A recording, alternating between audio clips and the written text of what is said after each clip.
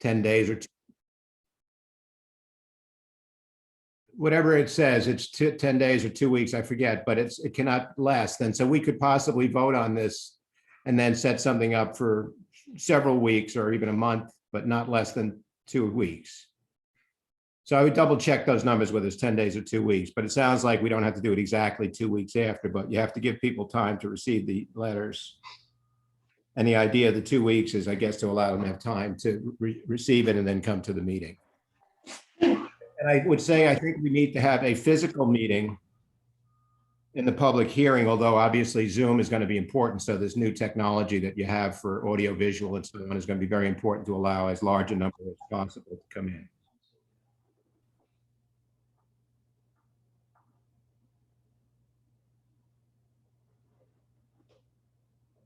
Having said that, I don't hear anybody else. I'm not sure, is the audio working on your side? Yes. Okay. But the thing, I guess I was, maybe I understand what Ralph was sending us, like, and it looked like he was sending us a lot of case law. But I don't know that he actually answered Mr. Wetzel's comments about. He did not that I could see. I'd have to read it again. I read it twice, but I have to read it again. But right. the fact of the matter is, the answer to Mr. Wetzel's comment is that we are not assessing. I went over this with Dr. Strong. We're not assessing the common element. We're assessing, and this is true in South Seas as well. There's a number of buildings up there that are condominiums on the beach that both those facing the water and those not all pay and have forever paid this storm damage protection benefit assessment. And he said that you're assessing the property, which is the condo.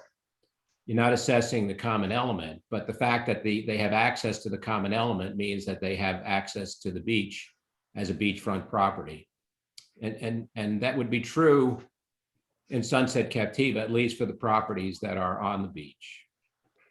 I looked through all the properties that are listed as common elements on Captiva, and none of them have an associated just value to them. So nothing.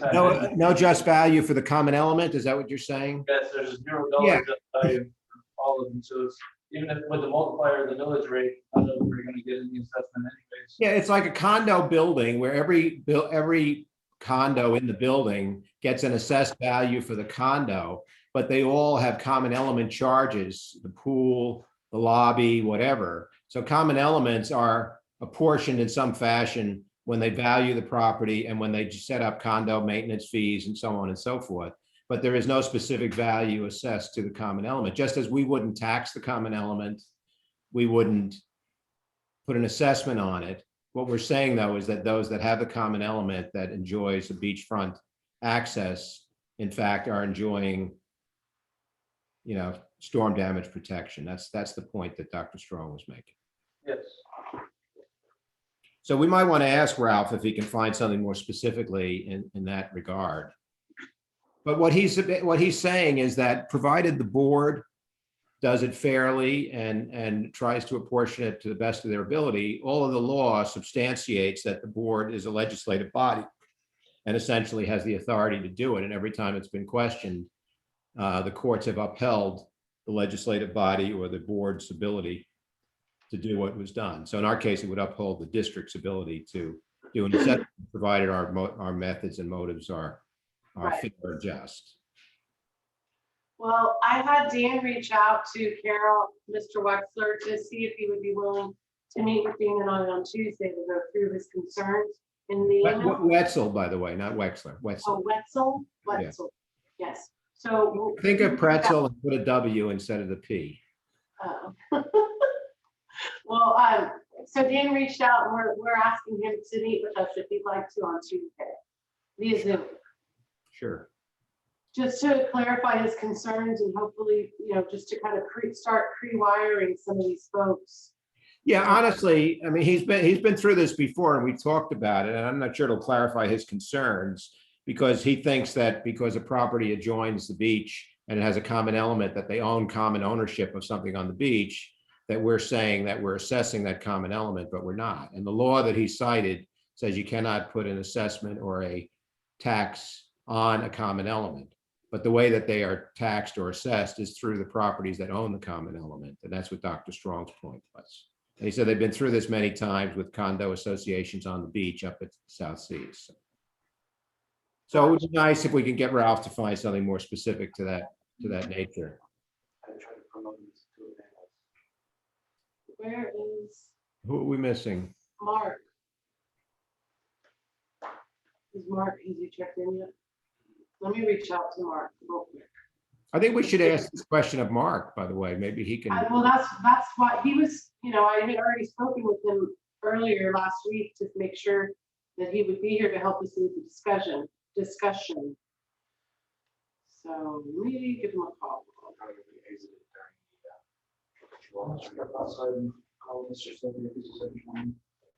And we're waiting on Mr. Sylvia. He's having some issues too. I'm calling Mr. Raymond.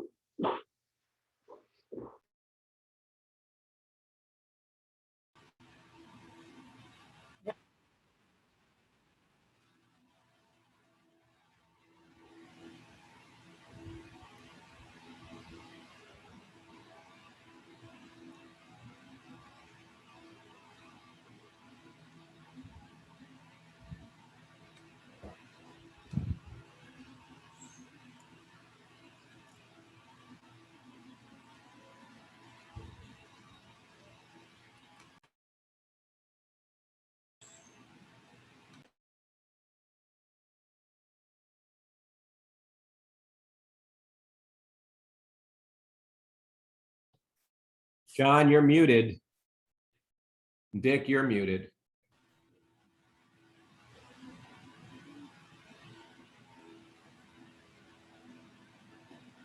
Yeah, Mike, I couldn't hear you for a while, and then now I hear you. Yeah, what I wanted to say is Renee called me this morning on a different subject, and he happened to mention he was not going to be attending this meeting. I mentioned this to Jennifer. She was going to try to reach out to him and tell him it can be a brief meeting and he should come. But I think at this point, it's 12 after 1. If you want to call the meeting to order, you need to run the meeting as vice chair. Oh, okay, sure. Thanks, Mike. Always appreciate the guidance. Yes, I would like to call the meeting to order, as brief as it might be, but I'm sure there are some materials that are important for us to discuss. So let's move ahead. Okay. Jennifer seems to step aside for a moment, so I'll try to just fill you in. Some of you may already be aware of this, but I was called into a sort of last minute conversation with Mark Raymond, our bond attorney, and I think Jennifer's trying to get him on the phone. And this was, a little more than a week ago, maybe 2 weeks ago, with our attorney, our district attorney, Ralph Brooks, Jennifer, and Mark Raymond, and I think that's about it. And the subject came up was what things were necessary between now and getting the loan in place. And then subsequently, there was another conversation with the loan officer. And it turns out that there are some requirements that have to be in place before they can issue the loan and actually start lending us money. And one of them is the tentative apportionment. And I was not aware of that. And it had not come up previously in conversations with the bank, but Mark Raymond, our bond attorney, that's why we have him. He's very good. He said, no, it's a statutory requirement. And the bank requires all the statutory requirements to be met before they'll actually issue, and we're able to repay principal against the loan. So while we had talked maybe a couple of months ago, I think I had suggested, because the apportionment was still up in the air, that we clarify it in November so that more people could be in attendance. It turns out that we can't start the project in August and expect to be able to borrow to pay for it if we're not going to have the tentative apportionment approved until November. So we need to accelerate that, and I'm proposing that we want to do it, either approve it in the June meeting or the July meeting, depending upon when the staff are ready, more likely July. And then once we approve the tentative apportionment, it's not final, it's tentative. We agree on that apportionment, then we can send notices out to all of the people that their information is available in the office, or we can send them our best estimate at that point in time of what their future assessment will be. and they have opportunity to object, and we have to hold a public hearing not less than 10 or 14 days after, and she's going to clarify exactly which, but not less than 10 days or 2 weeks after we send the letter out. So this is different than what we thought we were saying a couple of months ago when we thought we could hold the tentative apportionment in November. We have to do it over the summer, and we have to have it in place, and ideally it would be better to have it in place before the actual construction of the project works. And I think we're pretty close to settling on what the apportionment is, and it is only a tentative apportionment, which means that we'll get objections before that public hearing, and we'll probably get objections over the next 2 years. But Mark Raymond also identified that the first period of time in which we could actually include on our tax bill assessments for the project would be in 22, in November of 22, when they send out the trim notices. So that means that the project will have been completed. We will have gotten all our costs in, and hopefully we'll be able to figure out exactly what the assessment needs to be and get letters out to people, a final. And then the final is the one that is the most important determinant. And people have, there's a process by which they have to send us any objections in writing or have their attorney contact us or whatever before the final apportionment. And then the board votes on whether to accept an objection or not. And Ralph's been showing us a lot of documentation and law to support the fact that the board's word is final in this scenario. So we know there are people who've had some issues, and there's been some noise, which hasn't existed in recent years, but about the apportionment process. So we need to understand it, agree upon it, and then implement a tentative apportionment. And it is tentative because it can change based on facts or objections, et cetera.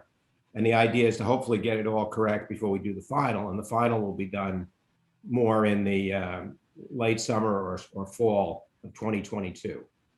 Or later. It could be later, depending on how long it takes for us to get the costs in. Well, Mike, from my personal point of view, Yeah. what you're commenting on seems reasonable. I mean, if we have to get a tentative apportionment done, and it is a tentative one, then let's go ahead and aim for July, because I don't know, the staff may be overwhelmed to try to get it in June, but what you're saying seems perfectly reasonable to me, because if you get it in place, then you can start the process, and you start the process, and then people can object, and that's fine. We can have hearings about that. So yeah. I don't, to me, it seems reasonable. So what's the issue then? Well, I mean, frankly, I've been saying for the last couple of years to some of the people who had some concerns that they didn't want to go into a tentative apportionment with some of those concerns outstanding. So we basically tried to accommodate and clarify the issues and address some of them. And we're making some changes based on those concerns. So my feeling is there's always been plenty of time between the tentative apportionment and the final is the one that really matters. But I do know that several people had some objections, and we basically were forbearing in listening to those objections and trying to tweak the process to get it as close as possible to what we thought would be the correct final. Now, again, the final is going to change even based on property value that change. Absolutely. There's a lot of factors that will change it. So my feeling is what you say is perfectly reasonable. I think is perfectly reasonable. I think we just have to understand exactly which apportionment model we're going to accept and go forward with. And I think that's going to be up to Jennifer and Daniel to solidify that, so that by the July meeting, we all know what we're voting on and we can set it in place. And then once we've set it in place, we have to get letters cut to every property owner. Now, the letters can actually give them, as it has sometimes done in the past, a range of from low to high. And I will tell you that legally, if we're wrong in the high, we still aren't accountable for that. According to our previous attorney, she said, you're doing your best, but if information changes or there were some mistakes or whatever, you're not accountable for the mistakes as long as they're not deliberate. So as long as we do our best job to get this out in July, we don't even have to send people letters that give them their specific assessment. We're required under law to make it available in the office or to have them reach out to us to get it. I think it would be ideal if we can get, based on the spreadsheet that's created, and I reached out to our economist, Dr. Strong, who's done this in the past, to see if he could help us do that and have that ready so that we can do a mailing and do a mail merge of the spreadsheet with the information that we think is going to be our best case assessment of, or estimate of the assessment at this point in time. Send those out in the mail the first couple of weeks in July. and hold a public hearing and let people raise their objections. We will probably hear again from some of those people that have had issues in the past, but there is more than ample time to get that settled before the final assessments are created in, again, 22 timeframe. So if Jennifer and Daniel are on the line, Yeah. can we get something done by July? Yeah, I mean, I have, excuse me, Mark Raymond is just joining via phone. And I apologize, there was some confusion with the meeting notice and the link. So Mark is on the phone, and the reason that we are having this workshop was to talk about this timeline, because based on a conference call that Mark, myself, Commissioner Mullins, along with Ralph had last Friday, we needed to kind of clarify the timeline. So John, to answer your question, we are planning for the July meeting to be ready to go with tentative apportionment. Right. Was to hear from our bond attorney, our bond counsel, Mark, to have him kind of tell us a little bit about what we shared on our phone call on Friday, where we talked about timeline and when the tentative apportionment would need to be done before we get the money, because the bank has to know how we're going to pay it back. Jennifer, if I may, I That's see right. 561 area code. I'm assuming that's Mark Raymond. Yeah, he's about to It is. talk. Good afternoon. Hi, Thanks, Mark. Mark. Good afternoon, everyone. Nice to be working for CEPD again. When I joined the call, there was a gentleman who was talking about timing and the various steps and how this preliminary tentative apportionment's not binding and you just have to do your best. I don't recognize voices, of course, but everything that person said is consistent with what the statute requires. And so you just have to complete those steps. You have to have plans and specifications. You have to have a tentative apportionment. You have to mail notice and publish notice of the availability of those items, and that a public hearing is going to be held. The publication and mailing have to occur 10 days, at least 10 days before the hearing.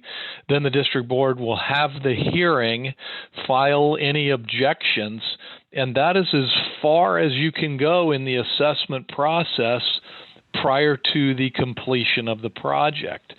Captiva is very unique in my experience in that respect. In most assessment projects, the preliminary assessment role, which is actually a very final assessment role, is completed before the borrowing takes place and before the project commences. But nevertheless, this is what your statute says. So the bank cannot ask for anything more than that. And that is precisely what the bank wants to have done. It's the same way it was handled with the last borrowing.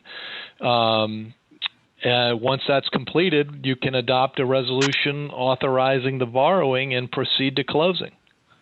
So what prevents us from proceeding then? I mean, it seems like Mike's comments or framework and Jennifer's agreement that something can be done in July says, let's go ahead and get something done by July. You will have to have a board meeting. The first step is for the board to adopt a resolution ordering the construction and reconstruction of the project. Okay. Now, did I hear that you have a meeting next week? Yes. So you could adopt that resolution at that meeting. Mark, Then Next week, it's the week after. yeah, but Mark, this is Mike Mullins. I actually think we did order I may be wrong, but I think there's a resolution on file that we did order it, but we could certainly do it again at that next board meeting, even before they finalize the apportionment. Yeah, there may well be one, but if there's not, you would adopt that resolution at your next board meeting. Then the second step is the engineer to have prepared plans and specifications for the project. The statute goes into the detail of what those plans and specs have to have. The district has to have the tentative apportionment. The statute again says what that has to have. And when those things are available, the notice is mailed and published, and 10 days later, you can have the public hearing. So I would say if those things are ready by your next meeting, then at the next meeting, you would set the date for the public hearing and direct that the notice be mailed and published, and then on the given date, you have the hearing.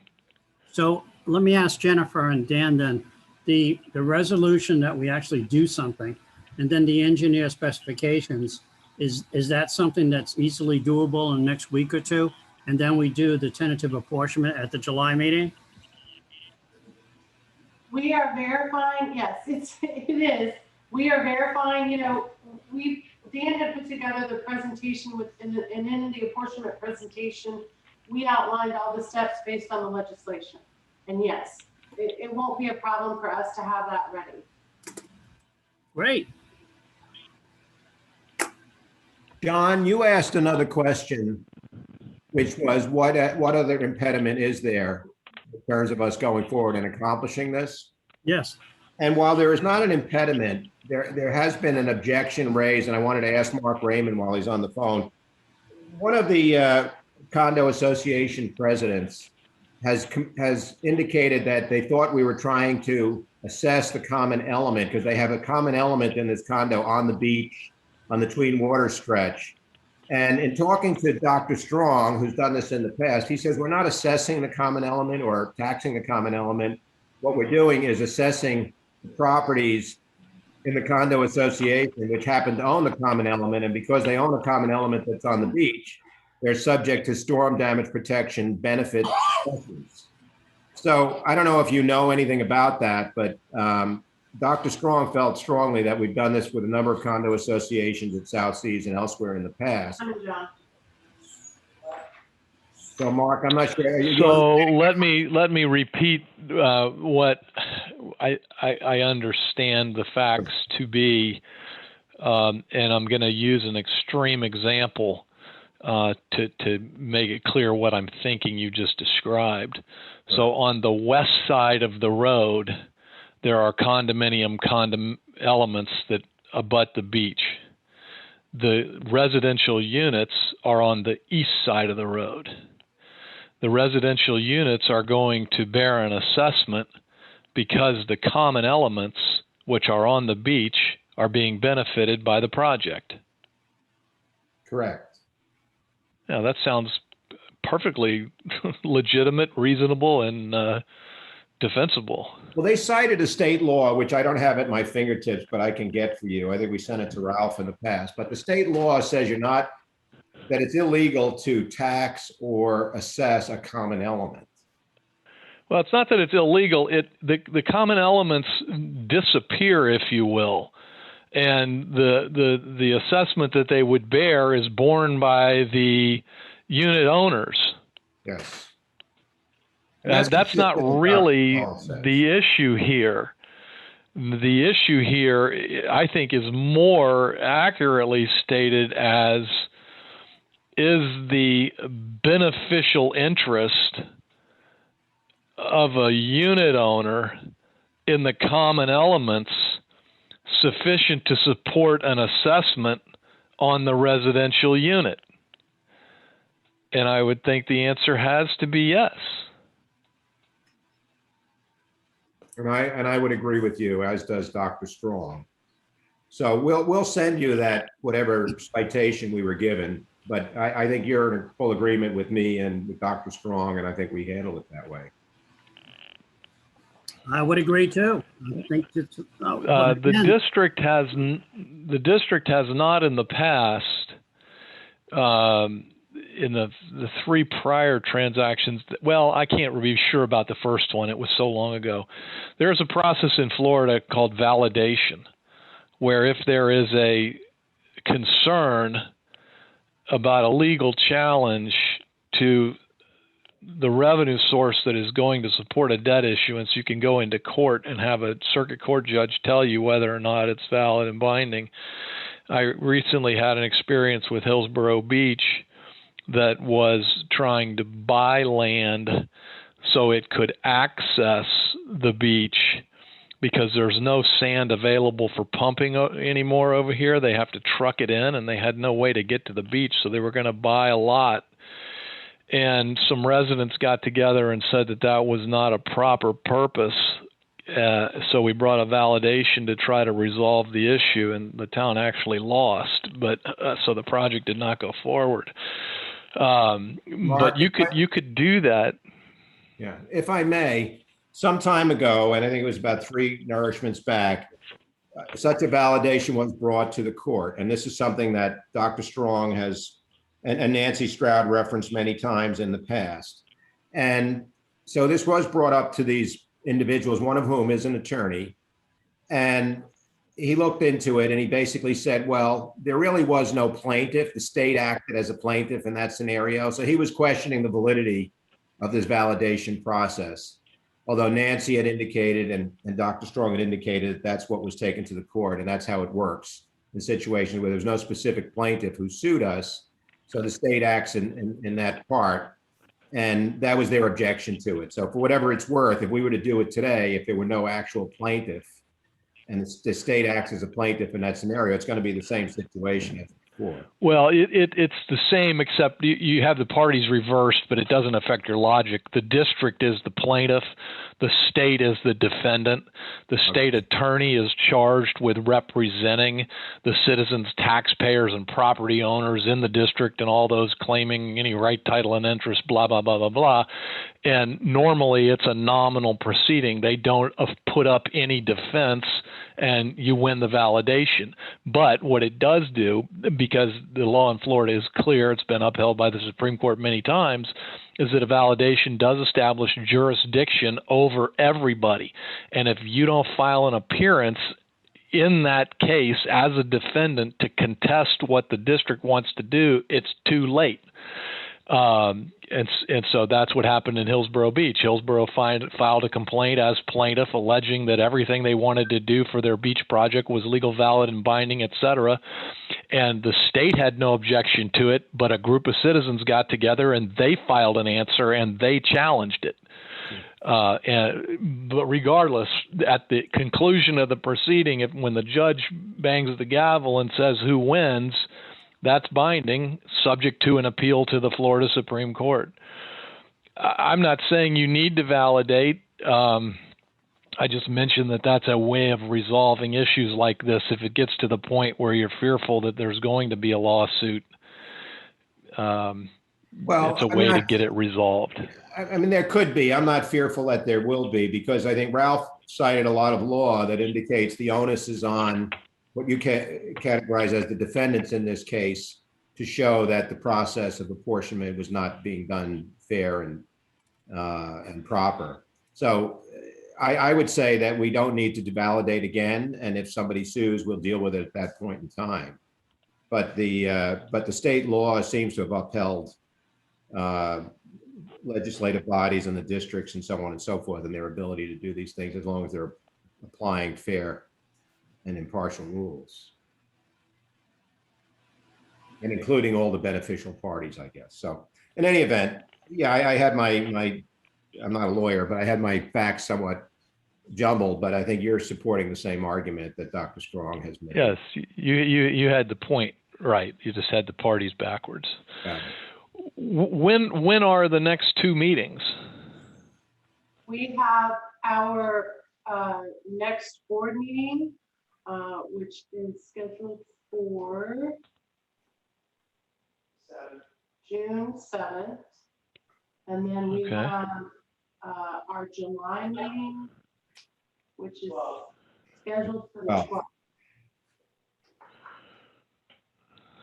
So it would seem like the prerequisites should not be a problem, assuming that the engineering and tentative apportionment materials are available at least, I don't know, 15 days ahead of July 2nd. I don't know what the publication requirement is for the newspaper there. And don't forget, you've got to mail these notices. So if you don't have a mailing list ready, you should get started on it. Yeah. We need to get that latest list from the property appraiser's office and make sure that our mailing company has that information. Mark, another question is that I noticed that, first of all, Dr. Strong has submitted a tentative apportionment that has not been accepted by the board because of some of these objections that people raised. So we were trying to tweak it to make it, more palatable to all those concerns and the objections that were raised and still be fair. So I think we can have that all done by that July meeting and do the mailing. It does say in the legislation, and I appreciated where you circled those paragraphs, but it does say that the economist, or sorry, not the economist, but the engineer, and I think implicit in that is the economist works with the engineer, are the ones to basically do the apportionment, and the board then sanctions it. So I'm assuming that we can submit whatever is ultimately given to us by Dr. Strong. And since he's working with the engineers and they provided the facts as to the areas that are benefiting and how they're benefiting and so on. Yes, it says the district shall cause to be prepared. It doesn't say who will prepare it. So Dr. Strong can certainly be the person you cause to prepare it. Got it. Okay, that sounds good to me. So I'm It just remember, it's got to be, those items have to be available before the notice is sent. Yes. So when we So vote they on would- it in the July meeting, we have to have seen all those materials. But you have to have, that's true, but they have to be available at the time that the notice is published and mailed. So let's assume that the mailing date and publication date is July 1st. So it's 10 days ahead of the 12th. Those materials have to be on file at the district on July 1st. For people to come in and If the inspect. mailing date is June 20th, they have to be on hand on June 20th. Yeah. Jennifer and Dan and John, is that a problem? No, sir. All right, We're gonna put, after this meeting, Dan's gonna put together our timeline to make sure. We're gonna reach out to the property appraiser's office and get a list of the addresses, so we have that to go. I will find a copy of a letter we've used in the past, and we'll make sure that we have all of the information available within the time frame prior to the July meeting. that sounds good to me. Mark, thank you for your advice, and Mike, thank you for trying to clarify all this stuff. This is very good. Well, it was my pleasure. I think what I'm going to do next is contact the bank and let them know what we're doing. If you all would please make sure to have the drafts of the plans and specifications and tentative apportionment sent to me so that I can start the bank in reviewing those. So I think ideally we'd like to be ready to adopt the borrowing resolution at the July 12 meeting and close right after that. Does that sound right? Yes. Okay. So is that something we need to put on the agenda for the July 12th meeting? Make it clear? Yes. Okay. Yes, but and I will confirm that with Jennifer once I talk to the bank. Yes. Well, I had another question about cash flow management, and I think after Mark has finished, I wanted to raise that, Jennifer. I don't want to keep Mark longer than necessary. Wait, hold on. I'm sorry. Say that again, Mike. Yeah, I wanted to raise a question to the treasurer about the cash flow management, because we need to know how far we can move on this before the bank money is available. And I was saying, if you no longer needed Mark, I didn't need him for this question. No, I think we're good. Mark, do you have anything additional for us? Well, I'll just tell you, I'm going to send you a file from 2010, and at the very end of it is the last letter that was sent to the landowners. You mentioned you were going to look for it. Yeah, I've got it here. perfect. So, Thank you very much. okay. That'd be very all right. helpful. Okay, thank All right, you. Mark, Have a thank good you day. very much. Thank you. Bye. All right. So, Mike, you're talking about the cash flow of funds. Now, I reviewed that. I had a lot of questions about it. We did not create that document. It's my understanding that Erica Betts from Apton created it. So we've reached out to her to ask her to help us fill in some of those blanks. Really what it comes down to is understanding our finances today. She was going to provide us with the expenses that would be coming up from the project, which I think have adjusted significantly lower based on bids. So assuming that that's the use of funds, the source of funds basically is going to indicate what's in the bank, what we anticipate getting. And the idea is to figure out how much do we actually need to borrow from the bank and when would we need that money. So, and I thought we lost Treasurer Pyle for a second there, but I see he's here. I just think we need to know from the office and from the treasurer how much money they think we should be borrowing, because at some point, when we actually meet these statutory requirements, we're going to want to go forward and then do a document with the bank. And we need to know how much we're going to borrow at that point in time. And we don't know yet what we're getting from the county, and we think we know what we're getting from the state. Well, I can send you the spreadsheet that I sent out previously with now some updated numbers that I believe I sent it out after we got our bids, but I can double check that. But I have the spreadsheet that we sent out that shows the current breakout from the county, as well as the increased breakout that we're receiving from the state.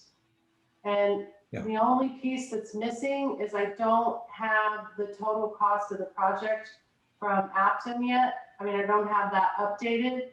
So I can give it to you based on what I knew and send that to you all so that you have an idea. And then when we hear back from Aptum, we can make it hopefully. Well, I was going to recommend that we take a conservative estimate on what our expenses are going to be. So add on top of the actual cost of sand, and the board has got to vote at some point in time on how big it wants to make the project. That's still an open issue. But I think once we take a conservative estimate on what the expenditures are going to be, when we know how much we have in the bank and be a low conservative number on what we're going to get from the county and the state, that will tell us, the maximum that we're going to need to borrow. And I think we should probably, at the interest rates being as low as they are, we should borrow the maximum that the referendum allowed, and plan to have the bank make that available to us. And we may be paying some interest on more than necessary for a period of time, but it's probably better to be conservative that way and have that done. So I guess I wanted to ask the treasurer if he felt strongly one way or another about this. Yes, Mike. The way I look at it is subject. I think we have to find out for sure if the bank is comfortable, and whatever Mark is going to be working with the bank. But when the bank is ready to close, then we'll know exactly how many dollars we can get. But I suggest that we close with an $18 million line of credit, and that we spend as much of that 18 million to cover the cost of the project. And I think Daniel had put together that and Jennifer, that cash flow expectation. And I think we should refine that and get it so that we're really comfortable.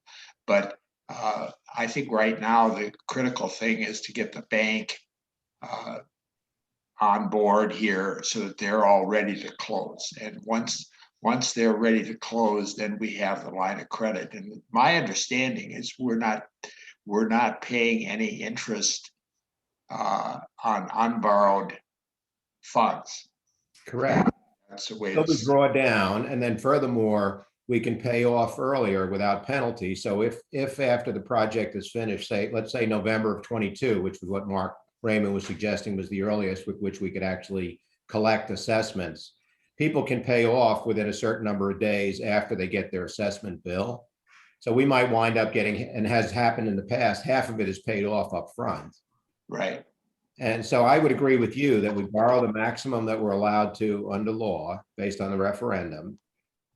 And then we do our best to figure out how much sand that's going to allow us to buy with the project.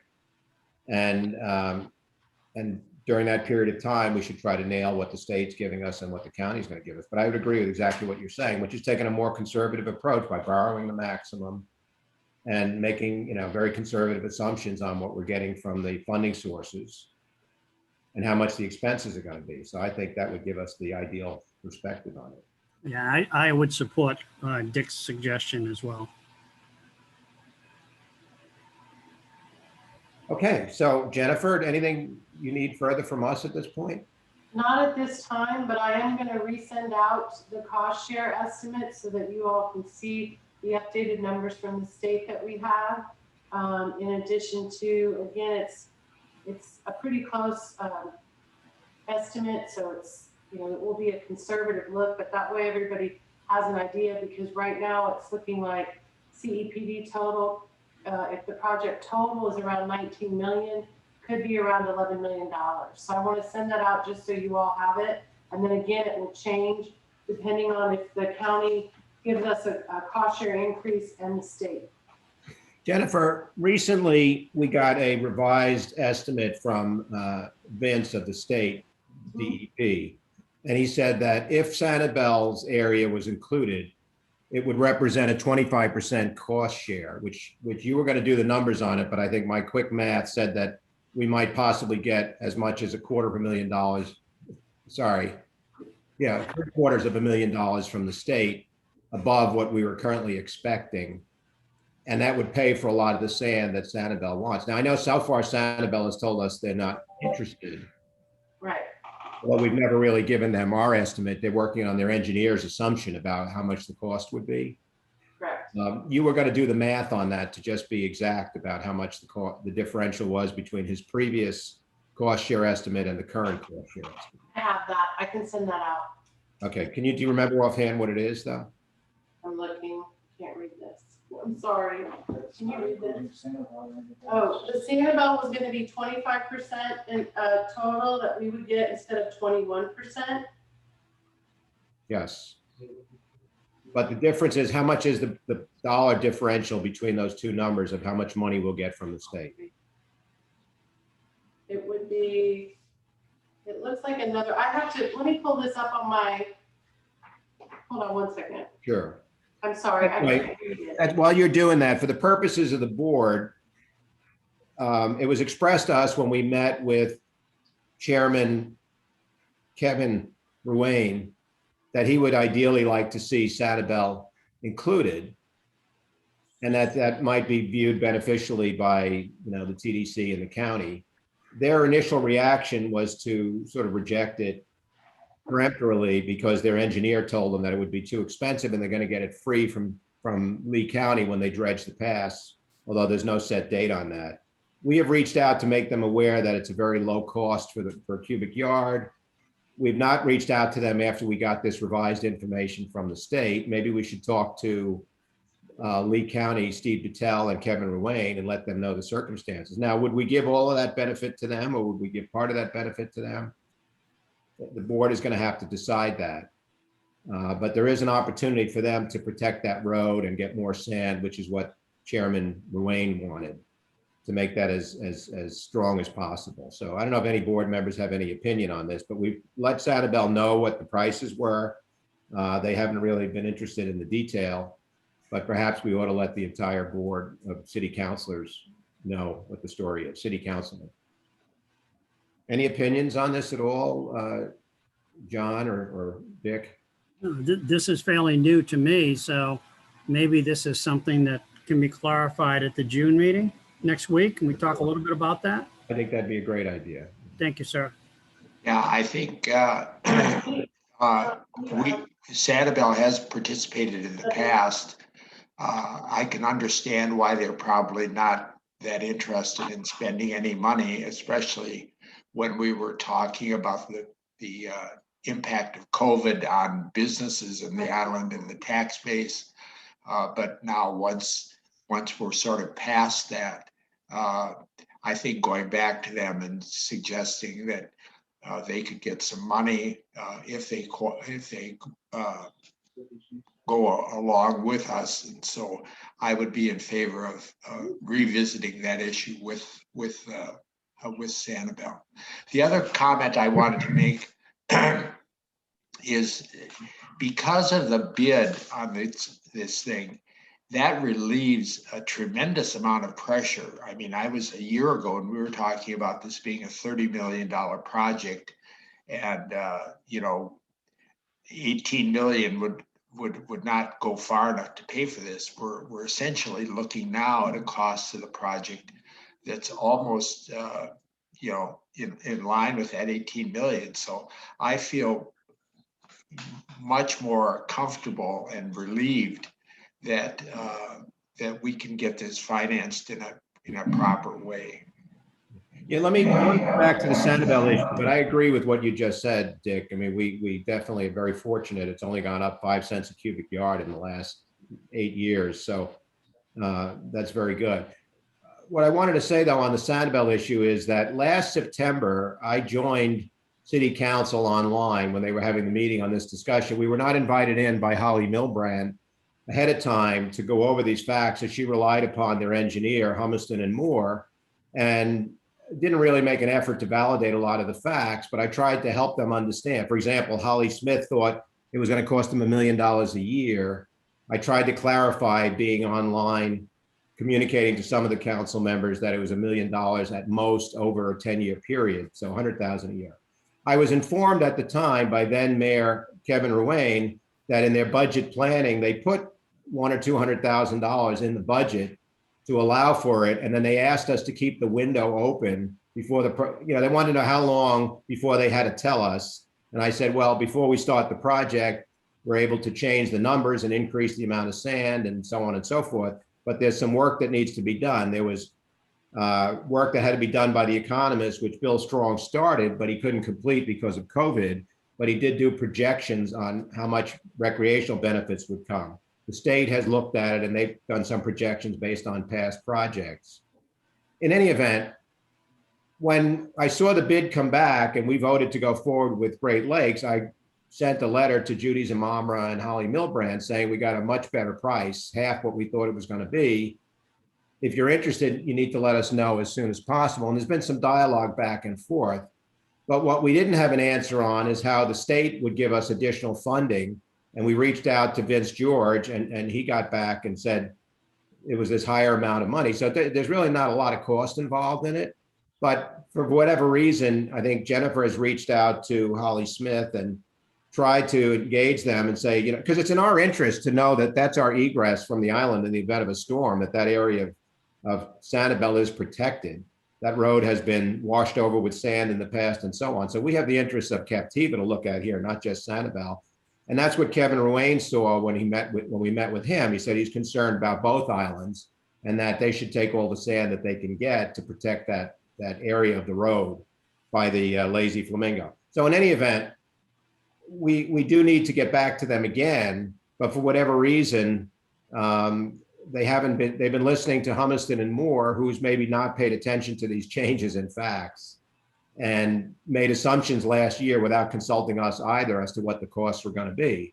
So in the end, it turns out it's much less. It's a great opportunity and we all benefit. So we want to try to not cajole them, but certainly encourage them to do the right thing and get involved and figure out how much of that cost we'll benefit from of having them involved and how much they'll benefit from. And Bill Strong has given us a proposal at my request to revise his recreational benefits piece. And also they need to have the engineers take a look at what the cost is. We don't know how much sand they need. We only have ranges of guesses of what it would be. So it would be important to try to get them to understand that. And frankly, wake up and smell the coffee. Mike, if I could make a comment too, I'm sure that once things settle down in Sanibel and they have a new city manager, they have a pretty much almost new slate of city council people. So I think they're going through an awful lot of confusion, and our request is probably at the bottom of the pile right now. But I think let's keep pushing ahead. I appreciate your efforts, and they probably will be able to make a decision that's in their best interest sooner rather than later. But I appreciate your continuing. Well, so far their decision has been to reject the opportunity. And I want to just say that I understand exactly what you're talking about, but the window is closing relative to the opportunity. And the feeling is, we even suggested, why don't we ask our contractor, Great Lakes, to give an estimate of what it would cost to do it. And they rejected that. So all I'm saying is that, we're going the last mile relative to try to include them in this. And they're making an assumption that Lee County is going to dredge the pass and they'll be able to get all the sand they want when they dredge the pass, but that's limited in time. So anyway, I'm just trying to be very forthright in the disclosure about this. Because they went a number of years, as we continue to say in meetings, that they weren't included in the project. The previous times they were included, we paid for the sand. That expired in 2015. I wrote the mayor in 2012 to say our agreement is expiring. We need to sit down and negotiate a new agreement. That just didn't get followed up on. So yeah, we need to continue to try. I think Jennifer is trying to reach out to them. And Commissioner and Chairman Ruane has asked us to try to, stay on top of it so that we protect both islands by making sure they take advantage of this opportunity. However we Yeah. can do that, we've gone as far as we can go. Yeah, and my point is, I appreciate your efforts, but I think there's probably a lot of things going on right now with the governance of Sanibel, and hopefully they'll be able to make a decision quickly. And the fact that you're saying the door is starting to close may prompt them to be a little more responsive. Yeah, Jennifer, anything you wanted to comment? Otherwise, we can hold it off till the June meeting. No, I mean, Mike's exactly right. I had a long conversation with Holly Milbrandt, their natural resource director, and I questioned some of the things that their engineers had stated, mainly because the cost was much lower than what was in that report. And the bottom line was they're not interested. I tried to speak with Holly Smith. She was concerned about daisy chaining and sunshine. So I stopped my conversation with her. Her only comment was, I'm going to go with what staff recommends, and staff recommends we do not move forward with you because we're going to be getting free sand from the county in 2022. So I believe their motivation is they don't want to pay for the sand. And that's why they don't want to be involved in our project, because they're going to get some free sand from the county when they dredge out Blind Pass. So that was my understanding.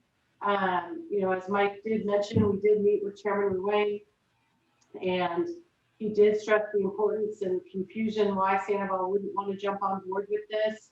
But I think Mike and I have exhausted, I know I've exhausted the Sanibel piece at least, because I've spoken to their city attorney, John Agnew, I've spoken to the mayor briefly, and then of course Holly Milbrandt, and none were interested.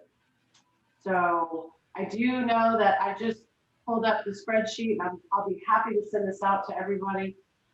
In terms of what Mike had mentioned, if from our contact at the state, if Sanibel were to join the project, it's a 4% increase than what we were receiving before from the state.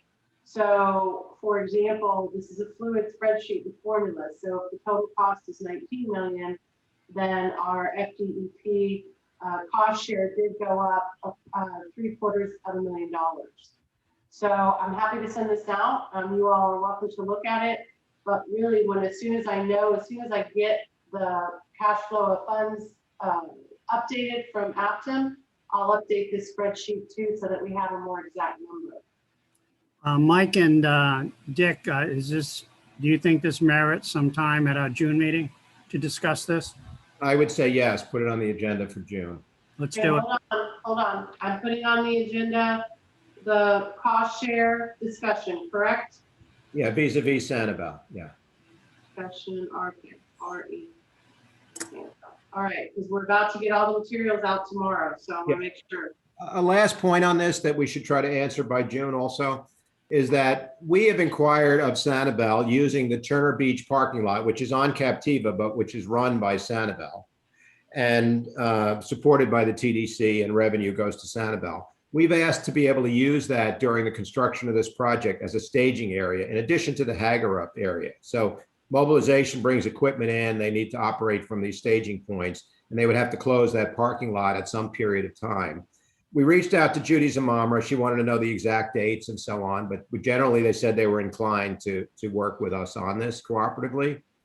Have we, in our bid from the Great Lakes, did they assume that that is available to them or not? Because I don't want to get hit with a change control. I didn't see anything referencing Sanibel in that bid. Just double check that, because again, one of the reasons why it's important for us to protect that land for both islands to be able to have egress in the event of a storm. But also we're trying to cooperate, and we agreed with them back when we'd like them to cooperate with us on the use of Turner Beach. And we certainly are willing to cooperate as long as possible, letting them come in on being part of the project.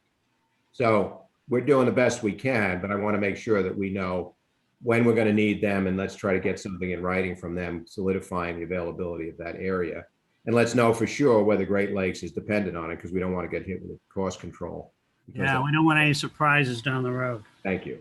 Otherwise, I have nothing else to say. I'm willing to resume this in June. Then John. let's Okay. resume it in June. I think we can wrap that up and I'll say we're adjourned, I guess. Okay, great. And then I need to confirm Mr. Sylvia, Mr. Kyle, and I believe Mr. Kaiser are all going to be for a forum, physical forum for the June meeting. So Renee and Mike will be participating via Zoom. So, I'll be there. and Mr. Sylvia, you will be leading the meeting as we discussed yesterday. Jennifer, I don't know what you just said about Mr. Sylvia. You will be leading. Is that what you're saying? Chair? Leading, yes, All because, right, all right, because our chair will be not there. And I No, want. I to- couldn't hear you properly. So thank you. Okay.